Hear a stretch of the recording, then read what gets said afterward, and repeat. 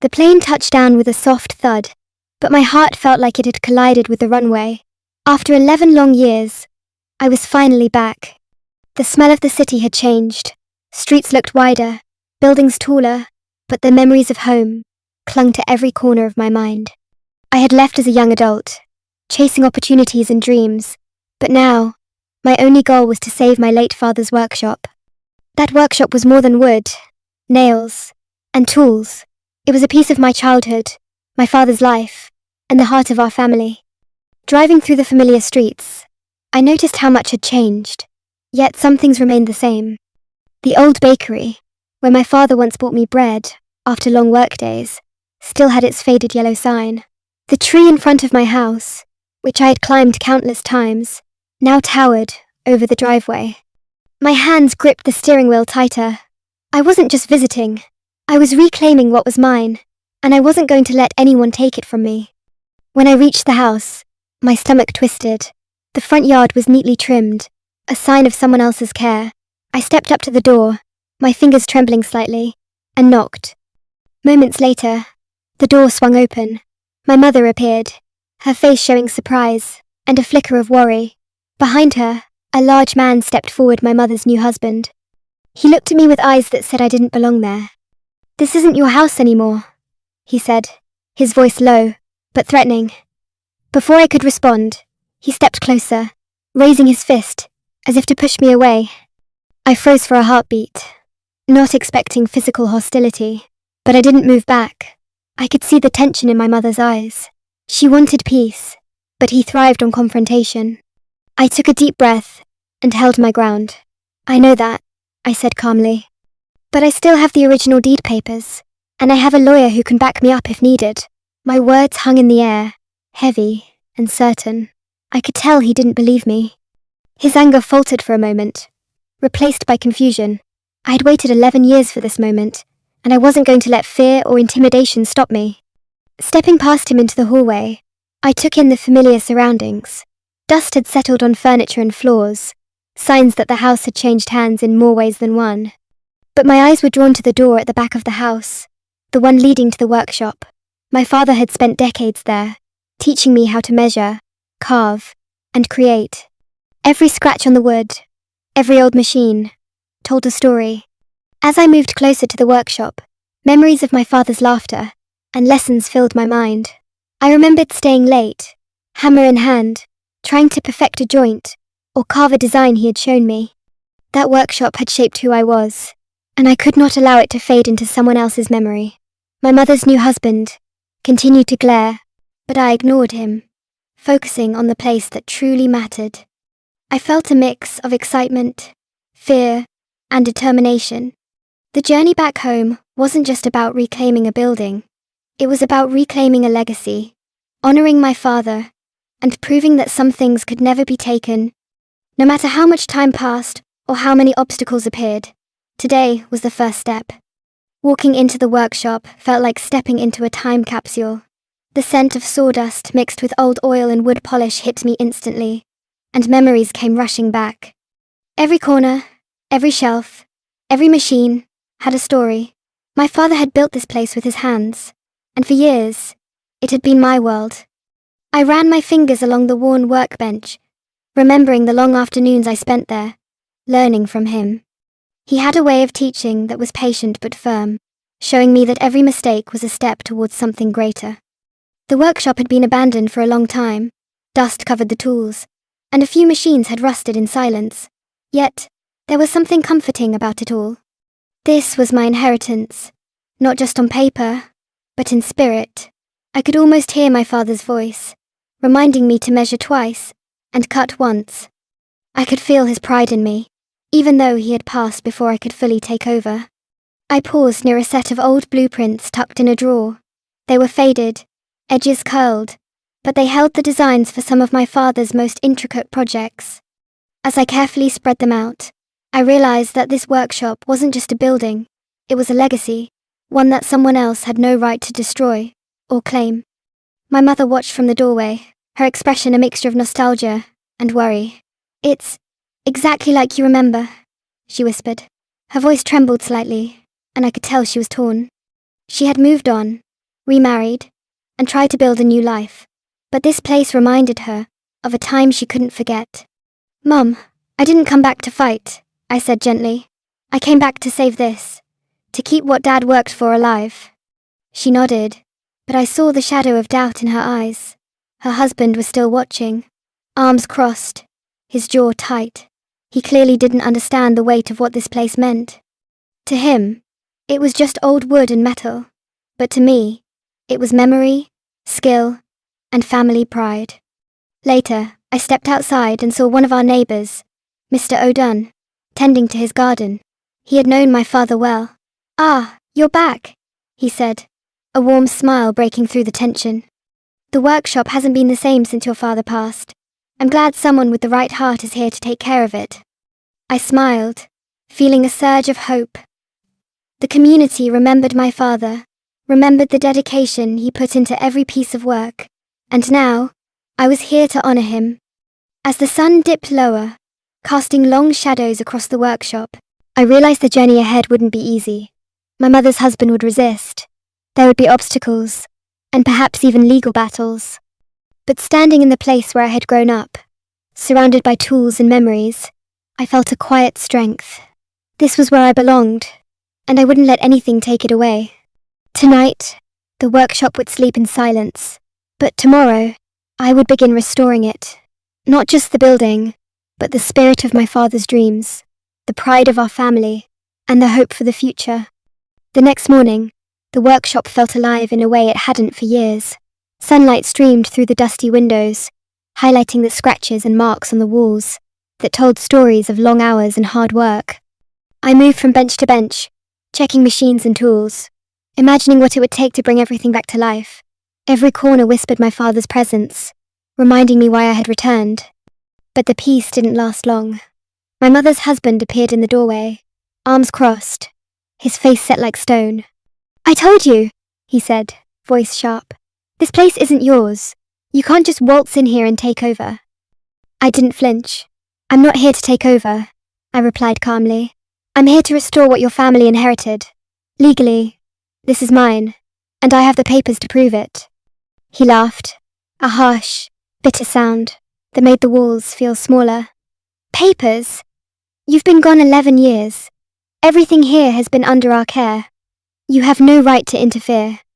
I walked past him, careful to remain calm, and began inspecting a large woodworking machine. Rust had eaten away at some parts, but it could still work with the right repair. I had spent months preparing for this moment in my mind, planning every step. I knew patience was my ally. Anger would only make him stronger. "You think you can intimidate me?" he barked, stepping closer. "I built this life here, and you think you can just come back and take it?" I looked him square in the eyes. "You don't understand what this workshop means. It's not just wood and machines. It's history. It's my father's life, and it's my responsibility now. I won't let you destroy it." My mother watched silently, torn between the man she had chosen and the son she had raised. I could see her fear of conflict, but also the quiet guilt in her eyes. She wanted peace, yet she knew the truth of the workshop and the right of her child to protect it. I spent the next hours carefully moving through the space, cataloguing tools and machines, noting what could be restored and what needed immediate attention. Every time the new husband tried to interfere, I calmly redirected him, showing that I wasn't here to argue, but to act. His frustration grew, and I could sense his authority slipping with every careful step I took toward reclaiming the workshop. Later, I met with a trusted family friend, Mr. Ejiro, who had been close to my father. He had once helped run the workshop and understood its inner workings better than anyone else. Together, we examined the old ledgers and inventory, uncovering hidden parts of my father's designs and ideas that even my mother's husband had ignored. By the end of the day, I felt a surge of determination. The workshop could be saved, and the legacy preserved, but only if I stayed focused, patient, and clever. Every action mattered. Every decision counted. The conflict wasn't just about ownership. It was about protecting something far greater than a house or a business. It was about honoring my father's life, his work, and everything he had poured into this place. As night fell, The workshop stood quiet once more, but the tension in the house was far from gone. Tomorrow, the real work would begin, not just repairs, but proving that this legacy belonged to me. The morning light spilled across the workshop, revealing its hidden corners and long-forgotten treasures. As I moved through the space, I noticed details I hadn't seen before. A stack of old notebooks leaned against a shelf, their pages yellowed and fragile. I picked one up and began to read. My father had meticulously recorded every design, every plan, and even notes about new inventions he dreamed of creating. Some of the ideas were far ahead of their time, things the world hadn't yet seen. My heart pounded. This was more than a workshop, it was a vault of my father's genius. I began sorting through drawers and cabinets, uncovering tools that had been carefully hidden, probably because my father wanted to protect them. Each item told a story. There were chisels with worn handles, machines with small dents from years of use, and jars filled with screws and nails, still labelled in his neat handwriting. I felt a mix of nostalgia and determination. These objects weren't just tools, they were a part of me. As I worked, my mother hovered nearby. She wasn't interfering, but her eyes followed me constantly, filled with uncertainty. "I never realized how much of him you left behind," she said quietly. He trusted you with this place, even when you weren't here." Her voice cracked slightly. I nodded, feeling the weight of responsibility settle heavier on my shoulders. My mother's husband, of course, was still around, pacing the workshop, trying to assert control. But now, he was slower to confront me. He didn't know the value of the notebooks, the hidden designs, or the true potential of the workshop. He only saw old wooden machines, not the legacy within them. I realized that knowledge was my advantage. Patience and careful observation had already given me an edge.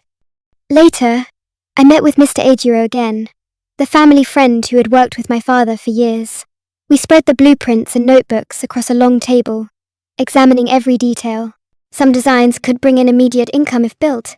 Others were innovations my father had only dreamed of. "He left this all for you," Mr. Ejiro said, shaking his head. "You just have to make it live again." I spent the afternoon mapping out a plan. First, restore the workshop physically, repairing machines and clearing clutter. Second, bring some of my father's unfinished projects to life, proving that the workshop was still relevant and valuable. Third, prepare for any legal confrontation with my mother's husband, who still didn't understand the significance of what he had been trying to claim. By evening, I had a clear strategy. I would act decisively, but quietly, focusing on what I could control. The workshop was mine to save, and I had both the knowledge and tools to do it. My mother watched silently as I worked, and I could sense a shift in her. Maybe she was beginning to realize that she had been standing on the wrong side of this legacy. As I closed the notebooks and arranged the tools for the night, I felt a mix of satisfaction and anticipation. The hidden secrets of the workshop had given me clarity and strength. Tomorrow, I would begin the restoration in earnest, breathing life back into the place my father had loved. This was more than a project, it was a mission, and I was ready. The workshop felt different that morning. Sunlight streamed through the windows, highlighting the repaired machines and organized benches. The air smelled of fresh sawdust and polish, a sign that the space was alive again. After weeks of careful planning and restoration, every tool was in its place, every design reviewed, and the first of my father's unfinished projects was already taking shape. The workshop no longer felt abandoned. It was thriving under my hands. My mother entered, a mixture of awe and relief on her face. It's beautiful," she whispered. "I didn't realize how much life you could bring back here." Her eyes glistened with emotion. I smiled, feeling the warmth of her acknowledgement. "It was always here," I said softly. "We just had to give it a chance again." Her husband appeared shortly after, hesitation written all over his face. I could see him looking around, noting the organized tools, the restored machines, and the carefully completed projects. For the first time, I saw doubt in his eyes. He had tried to intimidate me, but he hadn't understood the weight of what this place truly represented. He had fought for control of a building, unaware that it held a legacy far greater than himself. I calmly placed the original deed on the workbench, along with copies of the plans and financial records, showing my father's contributions and ownership. This is what you were trying to take from me, I said evenly. The workshop, the legacy, and everything Dad built. Now, it's protected, and it's being restored the right way. He looked at the papers, shifting uncomfortably, and finally nodded. There was no fight left in him. The confrontation had ended not with anger or violence, but with knowledge, patience, and preparation. I had proven that the past couldn't be erased, and the truth always held power. I turned to my mother. I hope now you understand why I had to come back, I said. She nodded, her face softening. I do, and I'm proud of you, she whispered. Her words were simple, but they carried the weight of years of tension and misunderstanding. Over the next few days, I continued to breathe life into the workshop. Machines hummed, wood was carved with precision, and unfinished projects slowly became complete. The neighbors stopped by, offering help and encouragement. Mr. Ijiro lent his guidance, sharing his knowledge of my father's techniques. The community's respect for my father, and now for me, was palpable. By the end of the week, the workshop had returned to its former glory, stronger and more organized than ever. My father's legacy was no longer at risk. It had been defended, restored, and honored. More importantly, I had reclaimed a part of myself, connecting with the memories, values, and lessons my father had left behind. Standing in the center of the workshop, I breathed in deeply, feeling a sense of peace and accomplishment. The conflict had been resolved, the work completed, and the future secured.